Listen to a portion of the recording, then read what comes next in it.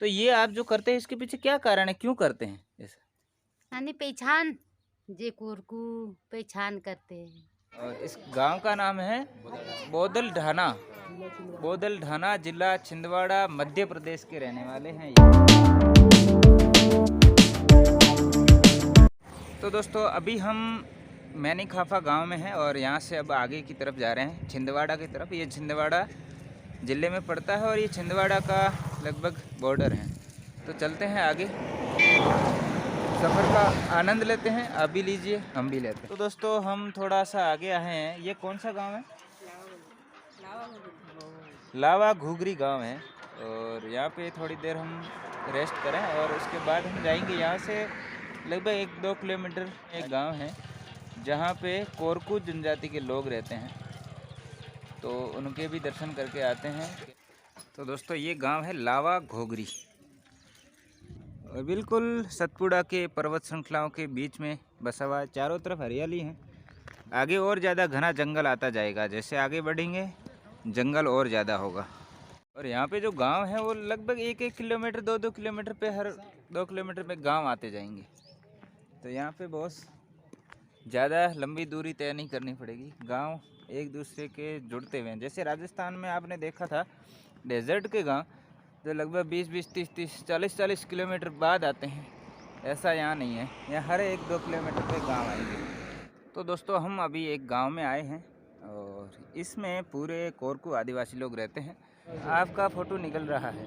निकल जाएगा। हाँ निकल जाएगा। निकल जाए, पैसे मिलेंगे क्या? हाँ कब मिलेगा? अभी मिलेगा? अभी नहीं बाहर। ऐसे नहीं है, मैं बाहर जा रहा हूँ। तो दोस्तों अभी हम जा रहे हैं गांव में।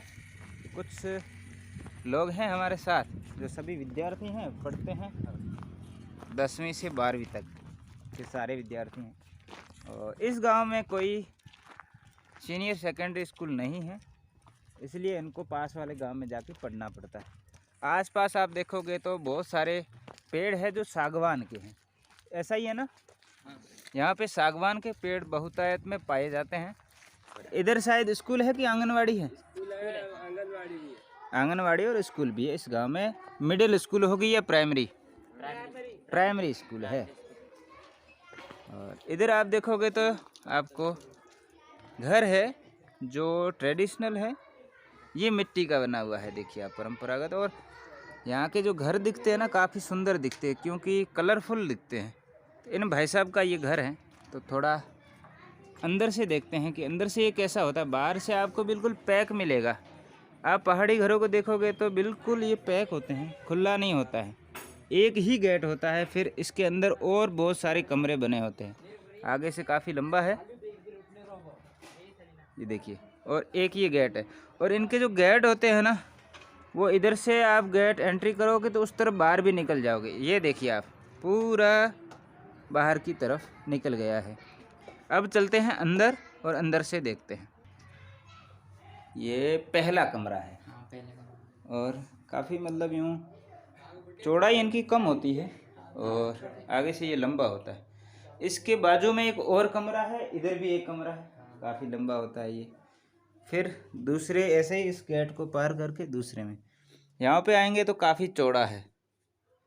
आप देखिए एक हॉल के जैसा है, लेकिन ये भी बिल्कुल पैक है। ऊपर से आप देख रहे हैं लकड़ियों की छत है। इधर टीवी लगी हुई, काफ़ी स्पेस है। फिर हम तीसरे कमरे में जाएंगे तो फिर जो पहला था वैसा ही है। अब इसमें कुछ और पार्ट बने हुए। इधर क्या है? बस इसी रखने के लिए सामान रखने के लिए कुछ ऐसा एक छोटा सा कमरा बना रखा है। इधर की तरफ आप जाओगे तो आपको रसोई घर मिलेगा।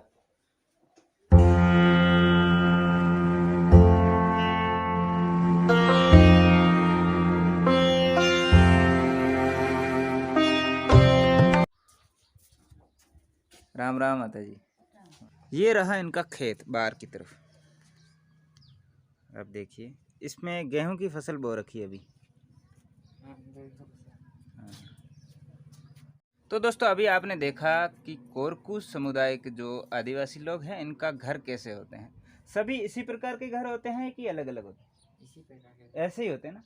इसका जो डिज़ाइन है वो ऐसा ही रहता है। कोई पक्का बना सकता है जिसके पास पैसे हैं, और कोई कच्चे में भी रह सकते। बने गाँव पे बने हाँ। अंदर। और अब हम जानते हैं यहाँ के कल्चर के बारे में। इसमें ऐसा रहता है, कोरकू समाज की जो महिलाएं रहती हैं उनको अपने शरीर पर जो गोंदना बोलते हैं या कुछ चित्रकारी करने का रहता है, इसके पीछे भी इनका क्या मान्यता है और क्या कारण है वो हम अभी जानते हैं कि ये किस लिए ऐसा करते हैं। माता जी राम राम। राम क्या नाम है आपका? मानवती। मानमती जी। और अपना वैसे व्यवसाय क्या रहता है? कृषि। कृषि, पूरा कृषि पे आधारित है। हाँ, बाहर जाते काम। हाँ, बाहर भी आप काम करने के लिए जाते हैं। जैसे अपने महिलाएं होती है ना, वो ऐसे ये हाथ पे जैसे चित्रकारी ये क्यों करते हैं? पता नहीं हमारे मवासी में क्या करते हैं। मवासी मतलब कोरकू को ही, कोरकू को ही। हाँ। बैतूल में कोरकू बोलते हैं। वो कोरकू भी करते हैं, उधर का भी तो करते हैं ना। हाँ, छिंदवाड़ा में इनको मवासी बोलते हैं, एक ही है। तो मैं आपको दिखाता हूँ, देखो इनके चित्रकारी होती है हाथों पे। ये देखिए, यहाँ मुंह पे नहीं होती, नहीं सिर्फ हाथों पे। हाथों से ये क्या लिखा है कुछ? पता नहीं। ऐसे ही कर लेते हैं, हाँ फूल रीति पत्तियाँ रिवाज है, रीति रिवाज। रिवाज है। तो ये आप जो करते हैं इसके पीछे क्या कारण है, क्यों करते हैं ऐसा? यानी पहचान, जे कोरकू पहचान करते हैं। बस ऐसे अगर किसी का है तो पहचान हो जाती है ये कोरकू लोग है। कोरकू लोग गोंड समाज की महिलाओं के ऐसा नहीं होता, होता है। होता है वो भी लिखते हैं? वो तो पैरों में भी करते हैं। अच्छा, वो पैरों में करते हैं? हाँ, पैरों हाथों पूरा करते हैं। पूरे में? आप हाँ। पैरों में नहीं करते? नहीं, आपके सिर्फ हाथों में होगा। हाथों। और यहाँ शायद यहाँ पे भी है यहाँ पे करते हैं। टीके के हिसाब से। हाँ। इसके पीछे कोई ऐसी आपको धार्मिक मान्यताएं हैं या ऐसे शौक के हैं? धार्मिक ऐसे ऐसे नहीं, कोई भगवान को मानते हैं कि इसलिए ये करते हैं? नहीं नहीं नहीं, वैसे नहीं है। जैसे अपनी पहचान है, जे कोरकू है। अच्छा, इसलिए ये लोग आप ऐसा बनाते हैं। बनाते हैं। तो आप कोरकू कोई भी देखे तो ऐसे हाथों पे चित्र होंगे। वाले ऐसा आदमी भी करते हैं कि नहीं? आदमी नहीं है, सिर्फ महिलाएं? सिर्फ महिला। तो देखो जिसको नाम लिखवाना है तो लड़के बच्चे जैसे तुम आपके जैसे वाले भी गए वो नाम लिखा सकते हैं, हाँ, ऐसा नहीं कर सकते ना। ऐसा नहीं करते। तो दोस्तों ये थे कोरकू आदिवासी गांव और यहाँ के लोगों से हमने बात की। और ये सेम जैसे ही आप देख रहे हो गोंड समाज के लोग रहते हैं वैसे ये रहते हैं, इनमें कोई खास अंतर नहीं है। बस इनके शादी विवाह के रीति रिवाज कुछ अलग हैं। और दूसरा इनका ये रहता है कि इनके हाथ पे ये जो चित्रकारी करने का काफ़ी अलग करता है इनको, इनकी पहचान होती है। और सभी महिलाओं के, और आदमी नहीं करेंगे, सिर्फ महिलाएं करेंगे। तो ये पूरे आदिवासी समाजों में चित्रकारी का काफ़ी क्रेज रहता है। दूसरा ये एक और आदिवासी सभी की, ये कोरकू की नहीं, न गोंड की, न भील की, न गरासिया की, जितने भी आदिवासी है, जहाँ तक अभी तक मैं जिन पे गया हूँ, यहाँ सामान्यतः ये देखा गया है कि समाज के सभी लोग धूम्रपान बहुत करते हैं। ऐसा है ना? हाँ, सभी। दारू मतलब आप 20 साल से बड़ा है तो वो तो दारू पिएगा, सब में आम बात है। तंबाकू तो सभी खाते हैं, अभी ये छोटा सा ये भी खाएगा, ये खाता है, सब खाते हैं। तो इनमें आप घर वाले इनको मना नहीं करते? ऐसे नहीं, वो पहचान में आना चाहिए कि ये खा के आया है। अगर ऐसे पहचान में आए तो डांटते हो? डांटते नहीं तो क्या, उनको तो ये बच्चे ऐसा नहीं बोलेंगे कि आप क्यों खा रहे हैं, फिर आप ही तो खा रहे हैं। जब आप खा रहे हैं, आपसे तो हमने सीखा है, आप खाओगे तो फिर बच्चे भी खाएंगे। इसलिए सामान्यतः हर घर में सभी बच्चे धूम्रपान बहुत करते हैं, महिला भी करती हैं और पुरुष भी करते हैं। और भोजन में नॉनवेज चलता है इनके। शिकार करते थे, आजकल शिकार बंद हो गया, बंद हो गया। शिकार अब नहीं करते, अब खेती बाड़ी पे। तो पुराने कोई आयुध हैं नहीं, आपके पास, तीर कमान कुछ ऐसा? अब है ही नहीं, खत्म हो गया। अच्छा, पहले ऐसा होता था। मैंने गरासिया समाज का एक वीडियो है, वहाँ पे उनके पास तीर रहते हैं, हालांकि इतना काम नहीं आता है, लेकिन फिर भी वो रखते हैं।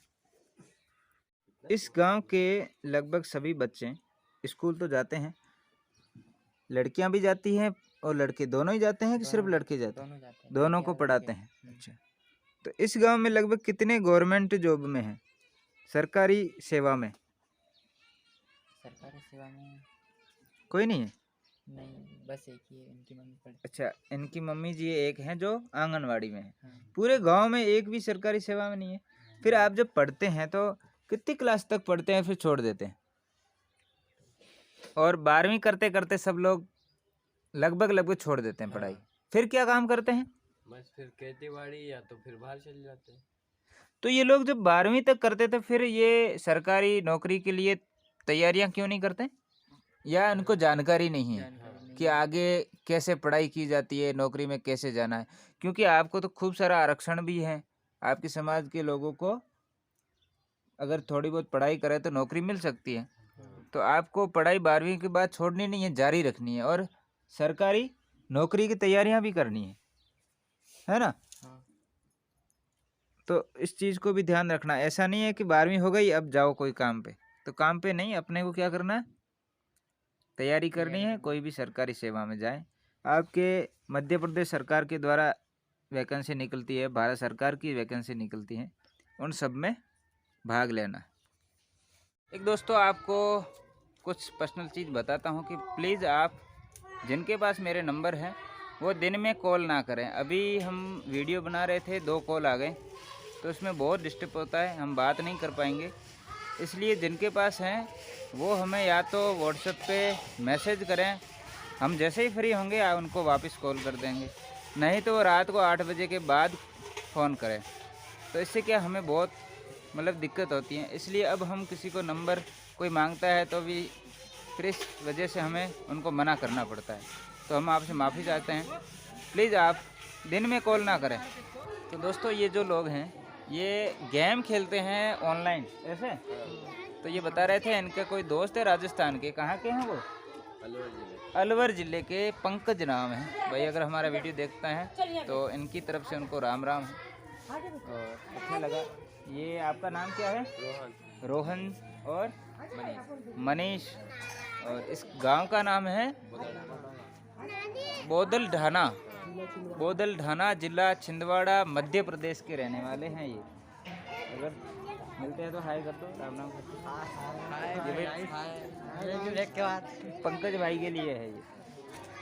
तो बहुत अच्छा लगा इन लोगों से मिलके, तो बहुत बहुत धन्यवाद।